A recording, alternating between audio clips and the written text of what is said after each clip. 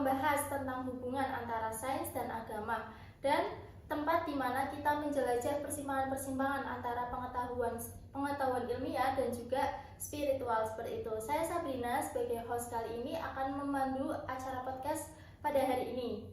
Nah, dalam episode kali ini kita akan membahas seputar tentang teori Big Bang dan juga pergantian siang dan malam dalam konteks sains dan agama seperti itu ya. Nah, kali ini kita udah mendatangkan dua orang keren nih dari Universitas Islam Negeri Kiai Haji Abdul Rahman Wahid Pekalongan. Ada Mbak Natasha dan juga Mbak Dia Ayu. Halo Mbak Natasha, halo Mbak Dia, selamat datang ya di podcast hari ini. Halo, makasih juga nih udah kita sebagai narasumber kali ini. Ya, gimana nih kabarnya Mbak? Alhamdulillah baik. Iya baik juga. Gimana nih kabarnya Kak Sabrina? Alhamdulillah baik juga. Sehat ya Mbak? Iya sehat, alhamdulillah. Nah Mbak Natasha dan Mbak Dia boleh nih kenalan dulu sama teman-teman biar lebih enak ya kita mulai ngobrolnya. Dimulai dari Mbak Natasha dulu, boleh Mbak silakan. Halo, perkenalkan nama saya Natasha Novelia. Saya sebagai mahasiswa di sini, saya tuh juga lagi kuliah di Universitas Islam Negeri. Saya posisinya sekarang lagi jalan semester 5. Nah, saya tuh ngambil prodi Pendidikan Agama Islam. Baik, terima kasih Mbak Natasha. Selanjutnya Mbak Dia, silakan. Halo, saya Dia Ayu. Sebagai mahasiswa, saya kuliah di UIN mengambil prodi Fisika semester 5. Baik, teman-teman, jadi kita udah tahu ya background dari Mbak Natasha dan juga Mbak Dia nih. Nah, sebelum kita masuk ke materinya nih Mbak, boleh dijelaskan dulu nggak sih mengenai harmonisasi sains dan agama itu apa? Silahkan Mbak Dia bisa dimulai dulu. Baik, harmonisasi sains dan agama itu adalah usaha untuk menyatukan dua bidang yang sering dianggap bertentangan. Dalam pendekatan ini, sains dan agama tidak dilihat sebagai musuh, melainkan sebagai dua cara yang berbeda untuk memahami dunia. Sains memberikan penjelasan berdasarkan bukti dan logika, sementara agama itu menawarkan panduan moral dan spiritual. Ada juga beberapa model hubungan antara keduanya. Yang pertama yaitu konflik. Sains dan agama saling bertentangan. Yang kedua yaitu ada independensi, keduanya itu berdiri sendiri tanpa interaksi. Yang ketiga yaitu ada dialog, ada komunikasi yang berkonstruktif antara sains dan agama. Yang terakhir itu ada integrasi, keduanya saling melengkapi dalam memahami realitas.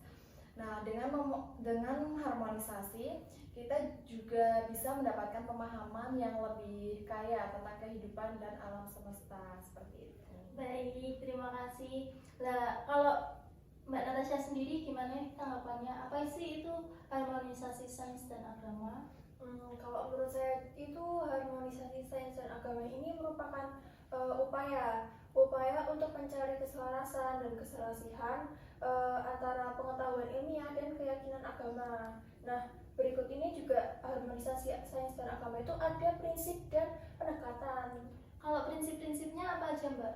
Nah, dalam prinsip harmonisasi sains dan agama ini merupakan ada prinsip dasar. Yang pertama itu dapat diartikan sebagai mengakui kebenaran. Nah, mengakui kebenaran ini dapat diartikan sebagai mengakui kebenaran ilmiah dan kebenaran agama yang berasal dari sumber yang sama yaitu Tuhan. Nah, kemudian yang kedua ini menghormati batasan. Menghormati batasan ini juga diartikan sebagai menghormati batasan dan ruang lingkup masing-masing disiplin ilmu.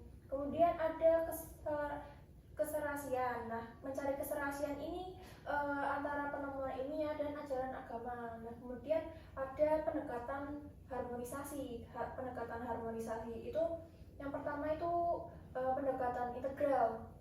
Pendekatan integral di sini dapat diartikan sebagai pengetahuan ilmiah dan agama dalam satu kerangka pemikiran yang sama. Nah, kemudian ada pendekatan komplementer. Pendekatan komplementer ini juga diartikan sebagai menganggap sains dan agama ini sebagai dua perspektif yang saling melengkapi gitu. antara satu sama lain. Terus yang kemudian ada pendekatan dialogis. Dialogis ini membangun dialog terbuka antara ilmuwan dan ulama untuk mencari keserasian antara ilmu sains dan ilmu agama. Baik, jadi intinya sains itu bisa menjawab pertanyaan bagaimana, tetapi sains tidak bisa menjawab pertanyaan kenapa. Iya. Sedangkan agama itu bisa menjawab pertanyaan mengapa dan siapa yang menciptakan semesta ini, seperti itu ya. Iya, jadi mereka itu kayak saling melengkapi antara satu sama lain. Iya, oke. Nah, selanjutnya mungkin dari harmonisasi ini ada contoh salah satu teori yang bisa dijelaskan, Mbak. Kan ini ada yang salah satu teorinya itu ada teori Big Bang. Nah, apa sih teori Big Bang itu? Menurut Mbak Dia dulu dalam pandangan sains itu teori Big Bang seperti apa? Nah, jadi teori Big Bang itu basicnya menjelaskan bagaimana alam semesta kita dimulai sekitar 13,8 miliar tahun lalu. Alam semesta dimulai dari titik yang super padat dan panas seperti bola api. Nah, terus meledak dan berkembang jadi seperti sekarang. Bukti-buktinya ada beberapa, yaitu salah satunya latar belakang kosmik yang pertama kali ditemukan di tahun 1965. Lalu ada juga pengamatan terhadap pergeseran merah galaksi-galaksi yang menunjukkan kalau alam semesta terus berkembang sampai sekarang. Itu menunjukkan bahwa dulu memang ada satu titik awal yang jadi asal muasal alam semesta kita gitu.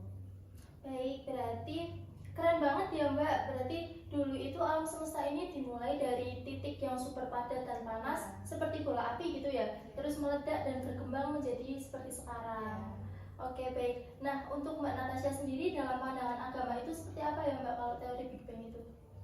Kalau dalam ajaran agama sendiri kita itu diajarkan bahwa Tuhan itu menciptakan alam semesta ya.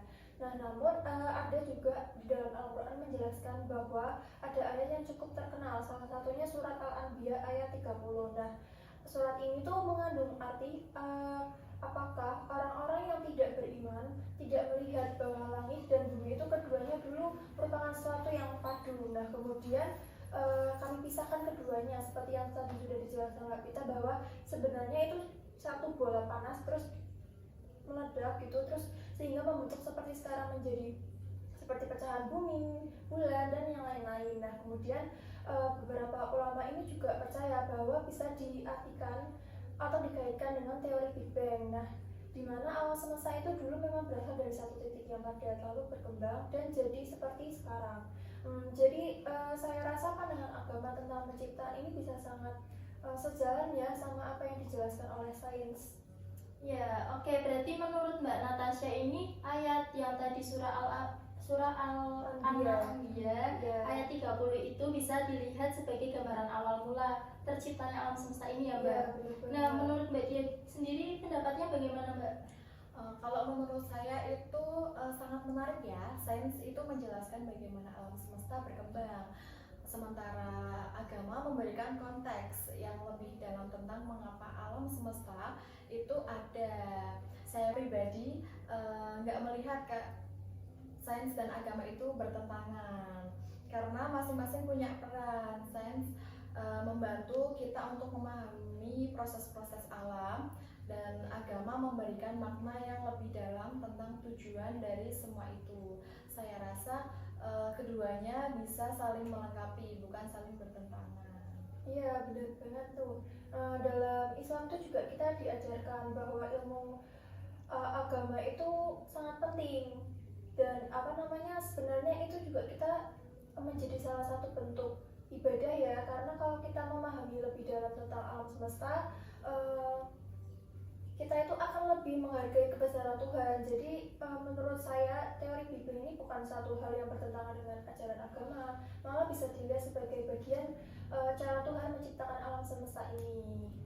Oke, kalau menurut Mbak Natasha sama Mbak Diah nih, nah peran manusia seperti kita peran manusia dalam memahami alam semesta menurut sains dan agama itu, apakah sains bisa membantu manusia memahami tujuan penciptaan alam semesta ini? Nah, jadi gini ya, Kalau dari sisi sains, peran manusia itu adalah untuk mencoba memahami dan menjelaskan alam semesta ini. Nah, mulai dari hukum-hukum fisika, asal-usul benda-benda langit, sampai ke bagaimana alam semesta bisa terbentuk. Iya, benar-benar nih Mbak. Kalau kita dilihat dari sisi agama juga, alam semesta itu merupakan ciptaan Tuhan yang punya tujuan lebih besar gitu. Karena Tuhan itu menciptakan alam semesta dengan kehendaknya, dan manusia itu juga punya peran untuk memahami ciptaan tersebut sebagai bagian dari proses pendekatan diri kita kepada Tuhan gitu. Oke, berarti intinya kalau dalam sains itu menjelaskan tentang hukum-hukum seperti itu ya, hukum-hukum dan asal-usul benda-benda langit seperti sekarang. Kemudian kalau dari sisi agamanya itu berarti Tuhan menciptakan alam semesta ini untuk ya kepentingan kita sebagai manusia seperti itu. Iya, benar. Baik, kalau kemudian agama dan sains dalam teori Big Bang itu harmonis atau malah bertentangan? Kalau menurut Mbak Dia? Justru kalau itu menarik banget ya kalau kita lihat dari sisi itu. Misalnya dalam Al-Quran ada ayat yang menyebutkan bahwa langit dan bumi itu dahulunya satu kesatuan, kemudian kami pisahkan keduanya. Nah, ini kan bisa disamakan dengan konsep awal mula alam semesta yang super padat dalam teori Big Bang, yang kemudian berkembang dan terpisah-pisah jadi galaksi-galaksi yang kita kenal sekarang, contohnya seperti bulan dan lain sebagainya. Iya, benar sama yang dikatakan Mbak Dia tadi. Jadi kalau kita lihat ada kesamaan nih antara sains dan agama dalam menjelaskan asal-usul alam semesta. Memang agama ini tidak berbicara secara langsung mengenai teori Big Bang, tapi prinsip penciptaannya itu kan bisa diterima di banyak keyakinan ya. Nah, dari penciptaan alam semesta ini bisa dipahami sebagai bentuk atau kehendak Tuhan, dan dalam hal ini sains ini mungkin menjelaskan bagaimana prosesnya ya, yang sudah tadi dijelaskan. Nah, sementara agama ini lebih fokus pada mengapa dan siapa yang membuatnya gitu. Ya, sains itu fokus ke proses dan fakta. Nah, sementara agama sering mengarahkan kita ke tujuan dan makna dari kehidupan ini. Jadi menurut saya keduanya nggak harus bertentangan. Sains bisa memperdalam pemahaman kita tentang cara alam semesta bekerja. Nah, sementara agama memberikan kita wawasan tentang tujuan dibalik ciptaan ini. Oke, pertanyaan selanjutnya Mbak, gimana sih caranya kita ya untuk mengedukasi masyarakat ini agar lebih terbuka terhadap hubungan antara sains dan agama, terutama dalam menjelaskan topik-topik besar seperti penciptaan alam semesta seperti ini? Menurut saya penting ya untuk mengedukasi masyarakat dengan cara inklusif dan terbuka. Kita perlu menunjukkan bahwa sains dan agama bukanlah dua hal yang bertentangan, nah tetapi bisa saling melengkapi. Misalnya dalam menjelaskan teori Big Bang, kita harus menunjukkan bagaimana teori ini sejalan dengan pandangan agama tentang penciptaan. Edukasi yang melibatkan dialog antara ilmuwan dan pemuka agama akan membantu masyarakat lebih memahami keduanya. Ya, untuk mengedukasi masyarakat itu juga kita tuh harus menghilangkan persepsi bahwa sains dan agama itu bertentangan, karena kita bisa menunjukkan bahwa keduanya itu memiliki peran masing-masing dan dapat saling melengkapi ya. Nah, kita ini bisa memperoleh pandangan yang lebih komprehensif tentang alam semesta dan kehidupan, dan melakukan diskusi terbuka dan saling menghargai antara keduanya ini sangat penting juga. Nah, saya juga setuju ya sama Mbak Dia sama Mbak Natasha bahwa menumbuhkan dialog yang terbuka itu antara sains dan agama memang penting agar masyarakat bisa menerima keduanya dengan bijaksana, seperti itu kan. Nah, sekarang pertanyaan terakhir, apa yang bisa kita pelajari Mbak dari keseimbangan antara pengetahuan ilmiah dan juga keyakinan agama dalam menghadapi tantangan-tantangan perkembangan zaman seperti sekarang ini? Kalau buat keseimbangan keseimbangan antara sains dan agama itu mengajarkan kita untuk selalu terbuka terhadap pengetahuan baru tanpa melupakan nilai-nilai spiritual. Di zaman yang terus berkembang ini, kita itu perlu memanfaatkan ilmu pengetahuan untuk kemajuan dan kebaikan bersama. Nah, namun juga tetap menghargai prinsip-prinsip moral dan etika yang diajarkan oleh agama. Dengan demikian, kita bisa memahami tantangan zaman dengan bijak. Nah, saya juga mau menambahkan ya bahwa sains ini memberikan kita alat untuk menghadapi tantangan duniawi. Nah, sedangkan agama ini memberikan kita panduan moral untuk menjalankan kehidupan ini dengan bijaksana. Nah, dalam menghadapi perubahan zaman yang cepat ini, keduanya ini harus tetap berjalan beriringan agar tidak kehilangan arah atau tujuan dalam kehidupan ini. Baik, berarti mengikuti perkembangan zaman, sains ini akan terus berkembang seperti itu ya Mbak. Dan mungkin akan ada penemuan baru yang lebih mengubah pemahaman kita mengenai hal-hal tentang asal-usul alam semesta ini. Nah, menurut Mbak Natasha, bagaimana agama seharusnya itu menghadapi perkembangan ilmu pengetahuan yang mungkin mengubah teori-teori yang sudah ada seperti teori Big Bang? Kalau menurut saya ini agama ini memang sudah seharusnya tetap terbuka ya terhadap perkembangan ilmu pengetahuan, karena ilmu pengetahuan ini juga bertujuan untuk memahami ciptaan Tuhan secara lebih mendalam. Baik, jadi kesimpulannya itu keseimbangan antara pengetahuan ilmiah dan keyakinan agama itu bisa membantu kita dalam menghadapi perkembangan zaman ke depannya seperti itu ya Mbak? Iya, benar banget. Nah, di sini saya menyimpulkan bahwa meskipun sains dan agama sering dianggap sebagai dua hal yang berbeda, ternyata mereka bisa saling melengkapi seperti itu ya? Iya, benar. Baik, nah yang seperti sudah dijelaskan Mbak Natasha dan Mbak Dia tadi, itu berarti sains menjelaskan prosesnya, sementara agama itu memberi kita pandangan tentang tujuan dan makna. Oke teman-teman, jadi tadi udah dijelaskan dari Mbak Natasha dan Mbak Dia tentang teori Big Bang seperti itu ya. Nah, kita akan melanjutkan segmen kedua ini dengan pembahasan yang berbeda, yaitu mengenai pergantian siang dan malam. Nah, untuk itu langsung aja ya Mbak, saya mau tanya. Nah, ini tuh kan ada siang dan malam seperti itu ya Mbak. Nah, pergantian siang dan malam itu bagaimana menurut sains dan agama? Nah, itu pertanyaan yang bagus. Jadi selain rotasi bumi, durasi siang dan malam juga dipengaruhi oleh kemiringan suhu bumi. Bumi kita ini miring sekitar 23,5 derajat.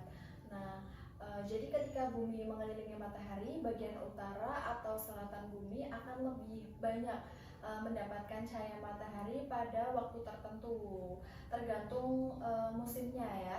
Ini juga menyebabkan perubahan panjang siang dan malam di berbagai musim. Jadi musim panas di belahan bumi utara itu misalnya siang lebih panjang seperti itu kan Mbak? Ya, betul sekali. Itu sebabnya di negara-negara yang dekat dengan kutub, mereka bisa mengalami waktu siang yang sangat panjang saat musim panas. Nah, bahkan hampir 24 jam. Sementara musim dingin mereka bisa mengalami malam yang sangat panjang.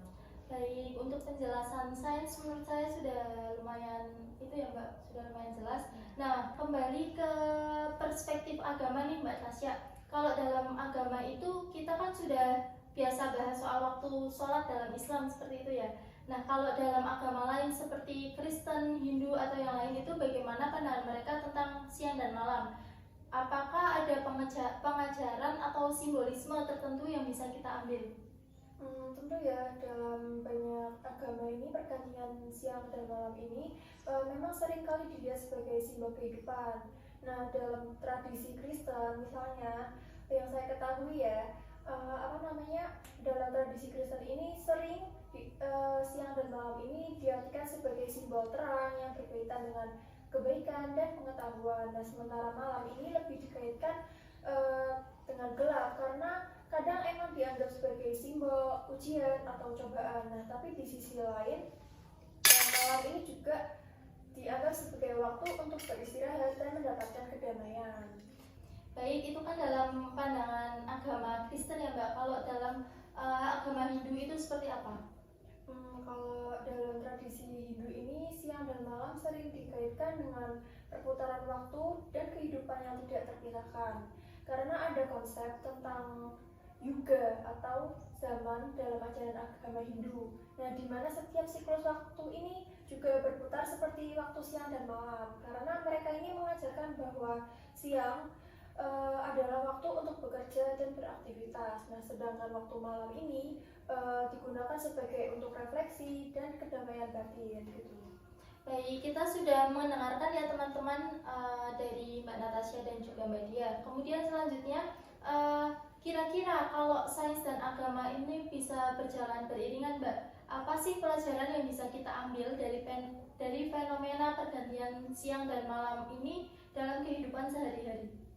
Nah, menurut saya pelajaran yang bisa diambil kita adalah tentang pentingnya keseimbangan dalam hidup. Seperti halnya bumi yang terus berputar, kita juga harus bisa menyeimbangkan aktivitas kita antara bekerja dan beristirahat. Dalam sains kita mempelajari ritme alam, dan dalam agama kita diajarkan untuk menjaga keseimbangan antara kehidupan duniawi dan spiritual. Seperti itu. Iya, saya juga mau menambahkan ya dalam perspektif agama gitu. Kalau dalam agama itu kita kan juga sering diajarkan untuk tidak terlalu larut dalam dunia materi atau pekerjaan ya, karena kita itu juga harus meluangkan waktu untuk berdoa, merenung, atau bahkan beristirahat, karena siang ini adalah waktu untuk aktif, nah sedangkan malam ini adalah waktu untuk menenangkan diri atau kembali kepada Tuhan. Jadi kita itu bisa melihat pergantian siang dan malam ini sebagai pengingat kita agar kita ini tetap menjaga keseimbangan antara jasmani dan rohani gitu. Baik, jadi fenomena ini itu mengajarkan kita dalam hal-hal yang baik ya Mbak. Iya, baik dari segi sains maupun dari segi agama. Kalau dalam kehidupan sehari-hari itu kita berarti kita tahu kapan kita harus bekerja, beraktivitas, dan kita tahu kapan kita harus beristirahat, seperti itu. Betul banget itu. Ya, sebelum kita menutup obrolan ini nih Mbak, saya ada satu pertanyaan lagi. Nah, menurut Mbak Natasha dan Mbak Diah nih, bagaimana cara kita itu bisa lebih menghargai waktu, terutama dengan memahami konteks pergantian siang dan malam ini? Nah, menurut saya nih ya, mungkin kita bisa mulai dengan lebih sadar akan pergerakan waktu.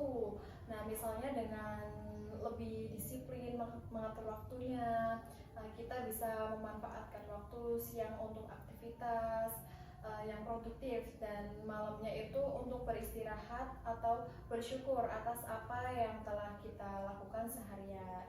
Selain itu, belajar dari sains, kita tahu bahwa waktu terus berjalan ya. Jadi kita nggak bisa tuh membuang-buang waktu seperti itu. Ya, saya juga mau menambahkan ya sedikit. Dari sisi agama juga kita ini bisa menggunakan waktu dengan lebih bijaksana, karena dalam waktu malam itu adalah waktu untuk introspeksi, berdoa, dan bermeditasi kepada Tuhan. Nah, siang ini juga adalah waktu untuk beraktivitas dengan niat yang baik dan penuh semangat gitu. Karena jadi baik walaupun siang dan malam ini keduanya memiliki peran yang penting gitu ya dalam kehidupan kita. Dengan begitu kita itu juga bisa lebih menghargai setiap momen yang diberikan kepada Tuhan untuk kita gitu. Wah, obrolan kita hari ini sangat seru ya Mbak Diah, Mbak Natasha. Baik, terima kasih banyak nih untuk Mbak Diah dan Mbak Natasha udah mau ngobrol sama aku di sini di segmen kali ini, yang sudah mau berbagi tentang pengetahuan dan perspektifnya masing-masing, baik itu dari sains dan juga agama. Mbak Natasha, Mbak Diah, sebelum saya tutup nih podcast hari ini, apakah ada pesan yang ingin disampaikan ke teman-teman penonton? Baik, saya rasa penting banget ya untuk melihat sains dan agama itu sebagai dua hal yang bukan cuma bisa berjalan berdampingan, tapi juga bisa saling memperkaya. Sains itu menjelaskan proses alam semesta, sementara agama memberi kita pemahaman lebih dalam tentang tujuan hidup dan makna dari penciptaan itu. Nah, jadi jangan merasa keduanya itu saling bertentangan. Iya, benar banget itu, karena yang sudah kita bahas tadi ya mengenai teori-teori Big Bang dan pergantian siang dan malam ini, kita jadi tahu bahwa perspektif antara sains dan agama ini selalu berhubungan, malah tidak bertentangan sama sekali, karena dalam kedua tersebut memiliki peran masing-masing yang memberikan makna tersendiri gitu ya. Nah, saya juga percaya bahwa sains dan agama ini juga bukan merupakan hal yang terpisah, karena mereka ini saling menguatkan. Nah, kita ini juga harus terus belajar dan membuka pikiran agar lebih bisa memahami ciptaan Tuhan dengan cara yang lebih mendalam. Terima kasih ya Mbak Natasha, Mbak Dia atas edukasinya kali ini yang sudah berbagi ilmu pengetahuan dalam perspektif yang sangat bermanfaat. Nah, teman-teman pendengar, semoga setelah mendengarkan podcast ini kalian bisa lebih tahu dan lebih menambah wawasan kalian tentang teori Big Bang, tentang pergantian siang dan malam dalam perspektif sains dan juga agama. Baik teman-teman pendengar semuanya, semoga setelah mendengarkan podcast ini kita jadi lebih tahu ya tentang teori-teori seperti tadi teori Big Bang, kemudian teori pergantian siang dan malam dalam perspektif sains dan juga agama. Nah, semoga juga kita dapat lebih menghargai seperti itu ya, dan lebih bisa memanfaatkannya dengan bijak. Sampai jumpa di episode berikutnya, dan jangan lupa untuk tetap terus mencari harmoni dalam hidup. Saya Sabrina, wallahul muwaffiq ila aqwamit thoriq. Wassalamualaikum warahmatullahi wabarakatuh. Terima kasih. Dadah.